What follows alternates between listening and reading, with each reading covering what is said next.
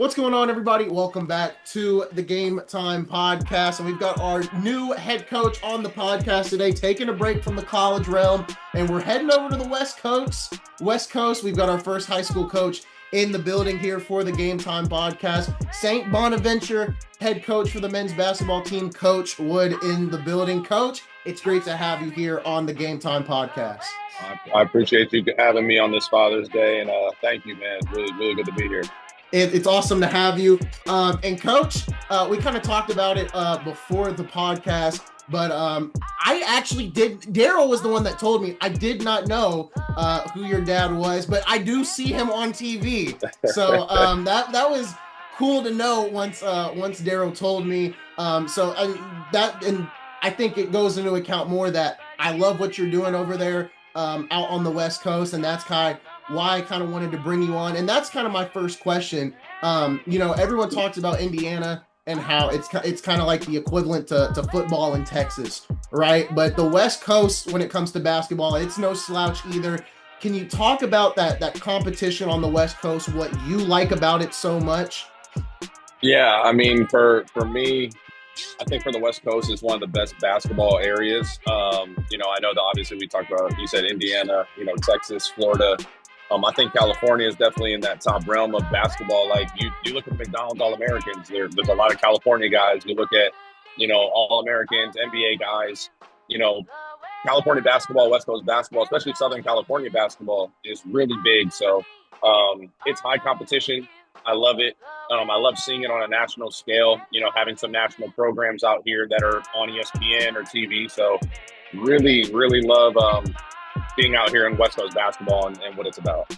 And then kind of talk about your journey with St. Bonaventure, your journey maybe through the program and your coaching background as well. And how much has being a head coach kind of helped you, not only because you mentioned being in the athletic director spots as well, how much has that helped you in that realm, maybe understanding other sports, and how has it helped you, coincide with your coaching as well?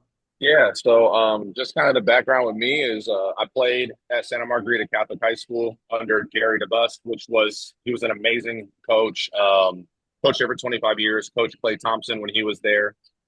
So Jerry DeBus was a really big coach. Played for him, played in college at Arizona Christian, which was top 10 NAI college. And then after that, went to Cal Lutheran to play my final year. And so played a couple of years of college, which was great.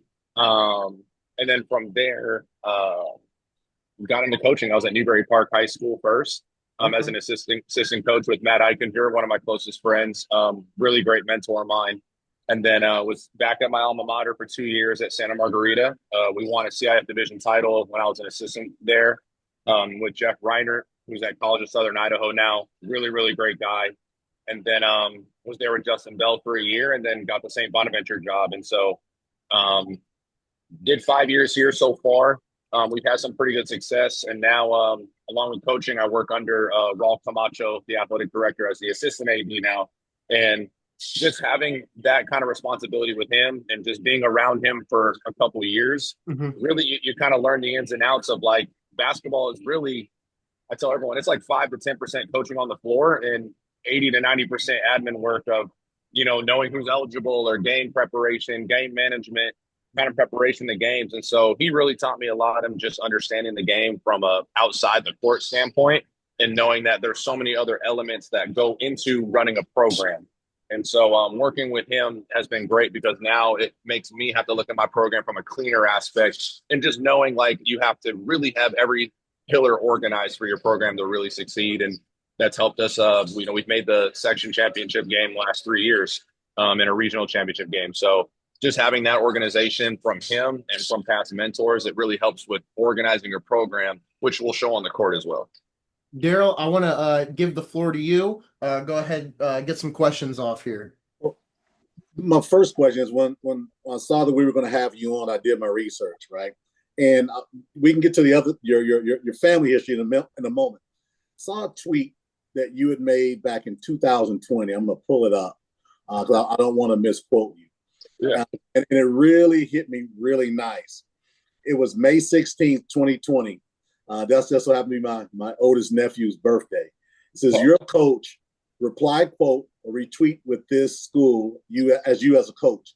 I don't care what level. I would just love to see more coaches follow and get connected with each other during this quarantine time." Talk a little bit about what put in your heart to say something like that for the world to see, and how it made you feel during that time.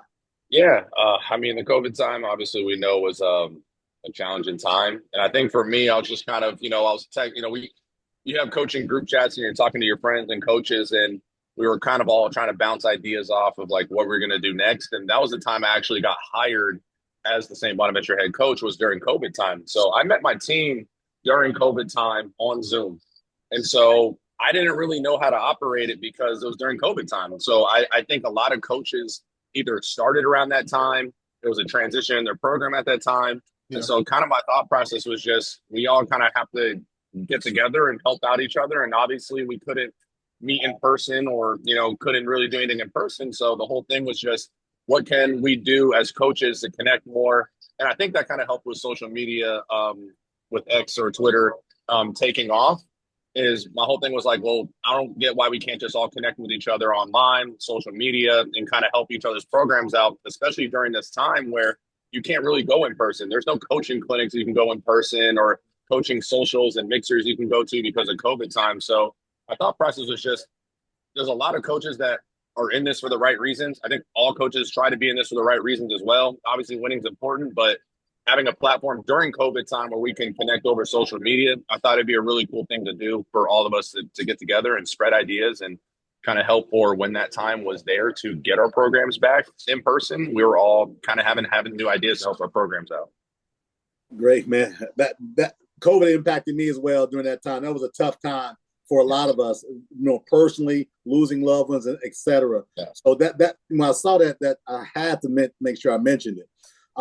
So with that said, how have you seen the program when you came on board in May of 2020?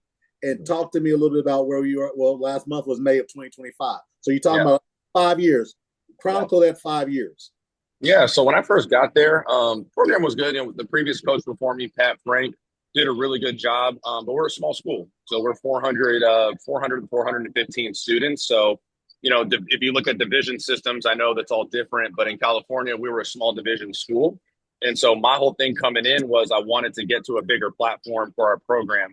And so coming in, I had a group of young talent that were freshmen, sophomores that were eager. And so what I did was, honestly, I threw them into the fire. I scheduled a couple programs that I probably knew were going to beat up on us. But the whole thing was, and I learned from one of my mentors, Jeff Reiner, was if you have a new program, good players, incoming freshmen, want to go to programs where you play good competition.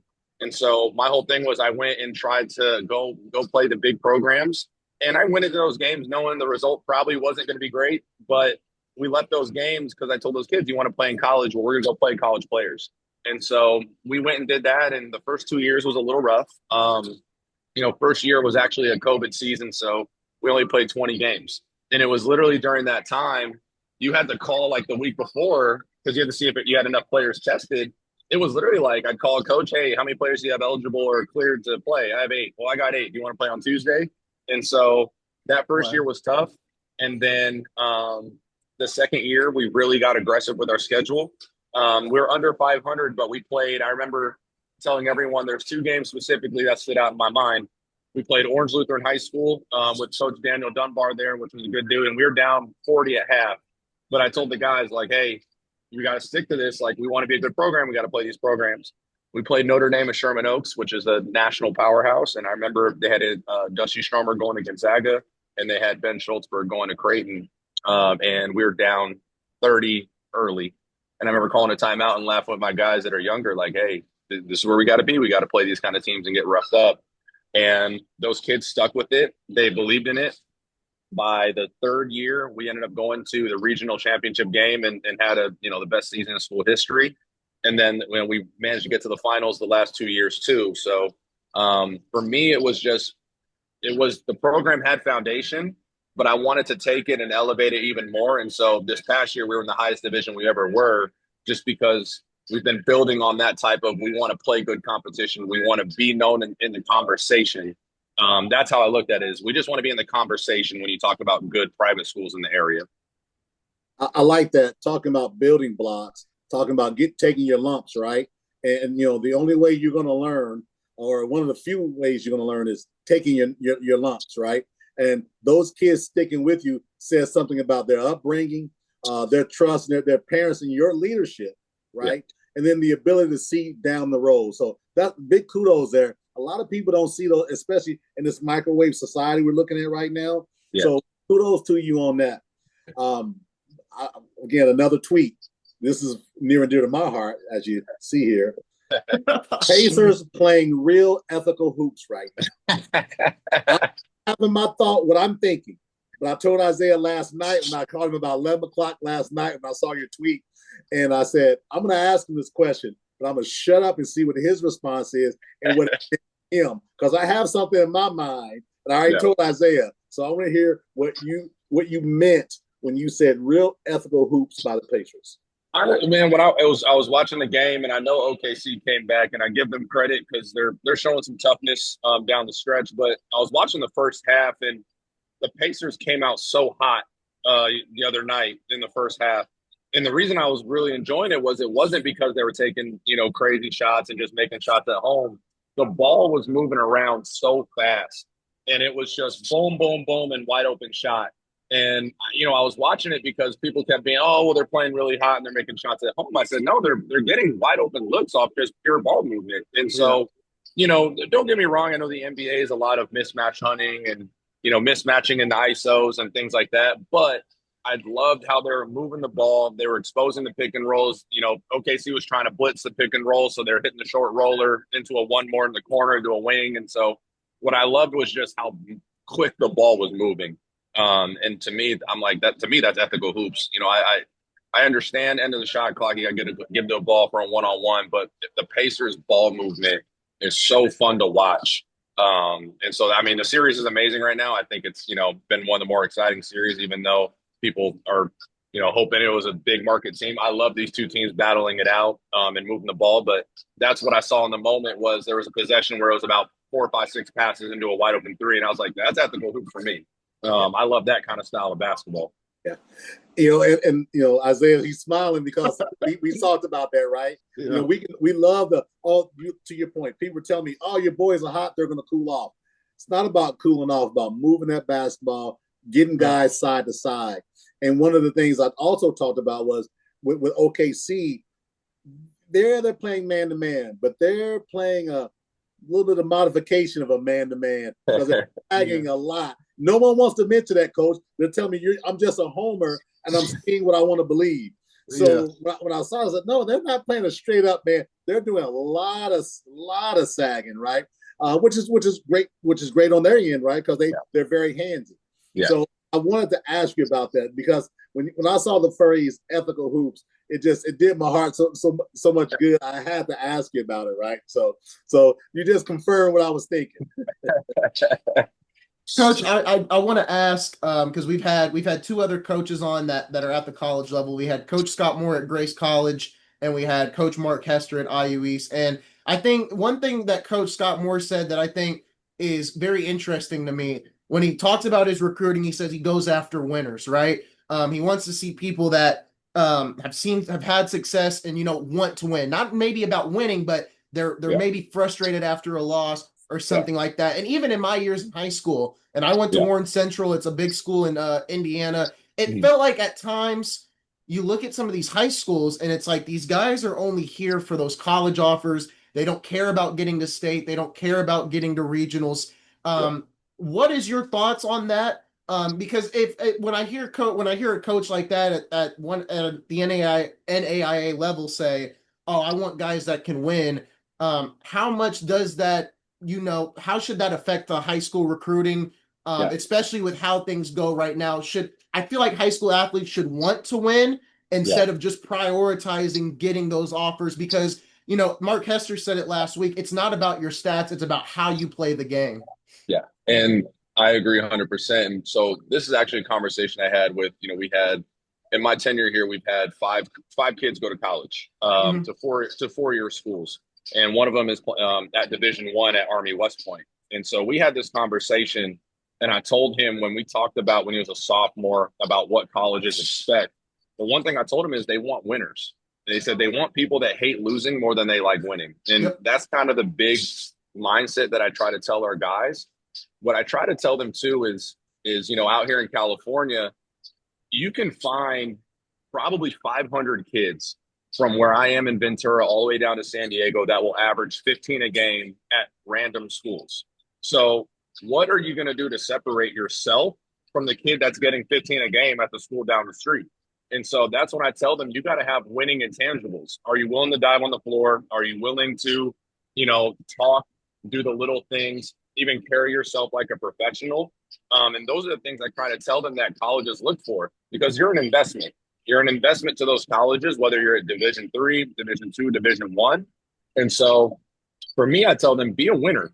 You can find a guy who gets 30 a game at a school that's 500 or doesn't win a lot of games, or you can get a guy who's getting 18 a game but does every winning intangible thing for a state championship contender. And so there are situations that are out of your control in certain games, but to me, I tell them you have to have winning intangibles outside of putting the ball in the basket because they can find that. You can find hundreds and hundreds of guys at tournaments, AAU and high school that can score. I tell guards, be an elite rebounder.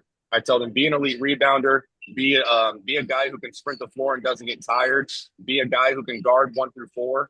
I told my player going to Army West Point, who was, he's 6'8", mobile, and I said, are you able to, switch on a ball screen down the stretch and be able to slide your feet 2-3 times and cut off a guard in crunch time? And so those are kind of things that you got to have those little winning intangibles that coaches don't have to spend time in the beginning wasting their time trying to teach you. Because when I was a senior in college, there was always, I would see kids and there were players that come in and we go over shell drill and they don't know shell drill. And I'm like, you got to have those kind of IQ and mindset things if you want to be a recruitable player. And I think that kind of leads into my next point with, and we talked about it a little bit. It's that philosophy and culture. You've been the head coach there for 5 years. You're kind of, you could say your culture's set and you're still maybe making tweaks, you could say. Yeah. How much has it evolved and what things do you still feel like you can change, and how do you feel about your culture right now, and what do you want to change moving forward as the program continues to grow under your watch? Yeah, I like our program's culture. I think when people see our program or play us, they know that our guys will play extremely hard. I think for me, that's a non-negotiable thing is you got to play extremely hard or you won't get an opportunity.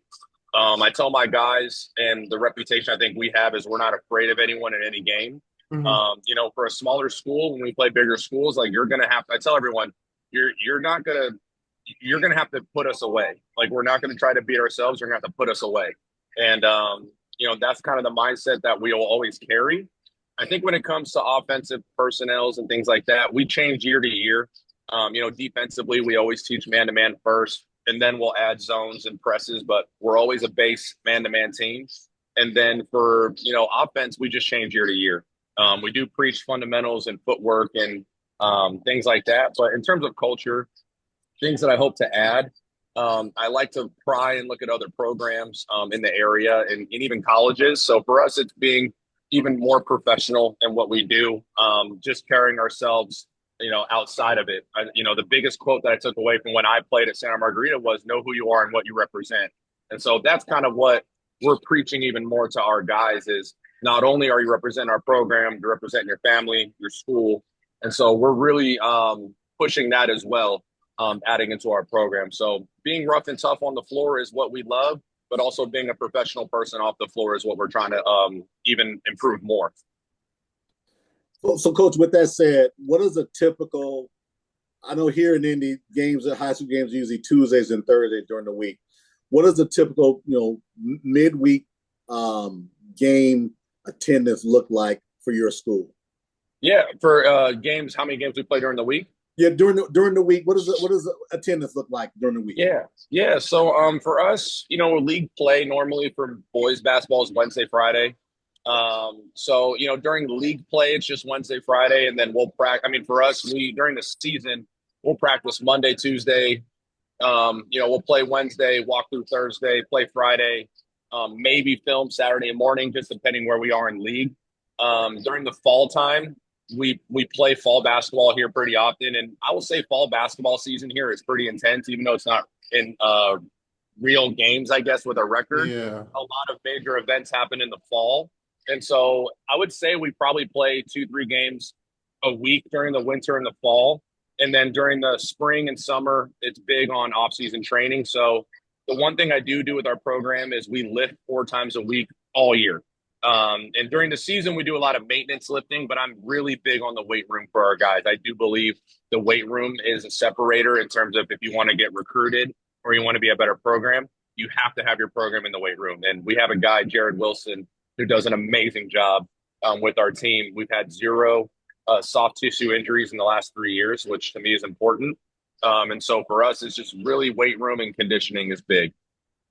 It's ironic you say that. You talk about weight room, right? So I'm a year or two older than you. I remember back in the day when if you're on the basketball court, the talk was you don't want to lift weights. It'll mess your game up. Talk about how the game has evolved from Isaiah's probably laughing, thinking, what is he talking about? All I've ever known is lifting weights. We brought it up before, yeah, but no, I get what you're saying. Yeah, but from the 70s, 80s, and then into now, that how the game of basketball has evolved so much. I think, honestly, kids train nowadays so much. If you're not lifting or training, I feel like you're a step behind on a lot of people. So, for example, weightlifting has even changed since I was in high school. When I was in high school, I thought it was just do back squats to jump higher or bench press to get bigger upper body. And now it's like single leg isometric holds and, doing core and doing a lot of, single leg things to keep your knees strong. And so for what I've learned just from, Jared Wilson was a lot of the knee health. We do knee recovery before every lift. We do mobility to make sure we don't get hurt. And so everything has changed into more of not even lifting for bulk, but more of for like being sturdy and having body control. And then also as well, just we add that into the knee recovery because I think players play so much and they don't maintain their bodies. The knees is what goes out first. Yeah. And so we do a lot of knee recovery before every lift to make sure that our guys are, it's not going to be because of overkill or making sure that their knees are strong and the muscles around their knees are okay. So it's changed a lot. It's become a science now more than just, like I said, when I was in high school, it was just, all right, I'm going to do 4 sets of back squat and I want to jump really high. So that's what I think is going to work. And so it's changed a lot and it's even helped me and, it helped. I use it in my everyday life, but a lot of it has changed, but a lot of it's centered around the training and the conditioning part for players, which I really like. Coach, I guess I didn't know if Daryl had another question there. I do have Coach, one more, but I'll let you. Okay, yeah. Cool. Coach, I want to get into recruiting at the college level. That's something we've talked about with the other college coaches with the college coaches we've had on the show before. I think the big thing right now is how much competition there is when it comes to recruiting, right? I've said it almost in every interview we've done. Rick Pitino said we're not going after high school kids, we're going after college kids because we have to replace that scoring.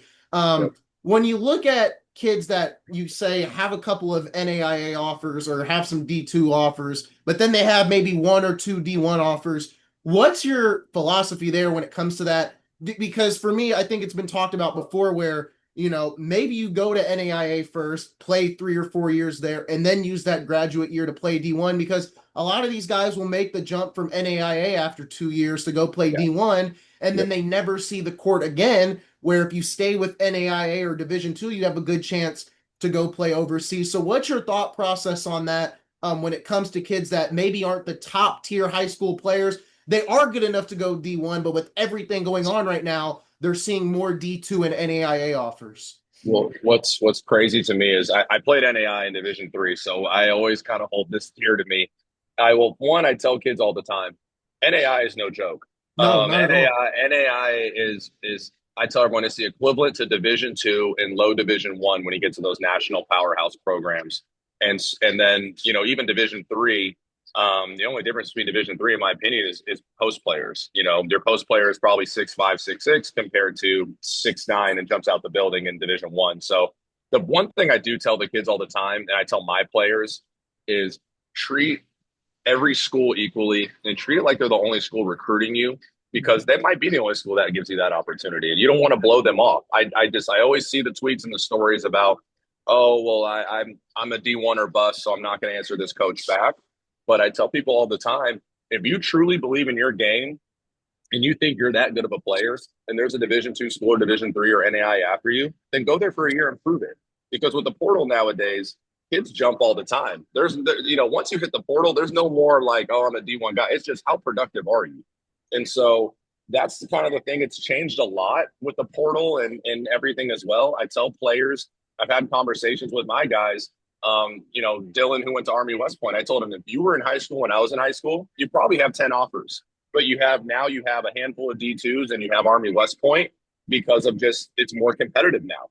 Yeah. And, I don't blame the college coaches. Would I rather take a 17-year-old that's unproven, but he's a talented player, or I could take the 23-year-old that got 20 a game in college games last year. So yeah. I don't blame them for doing that.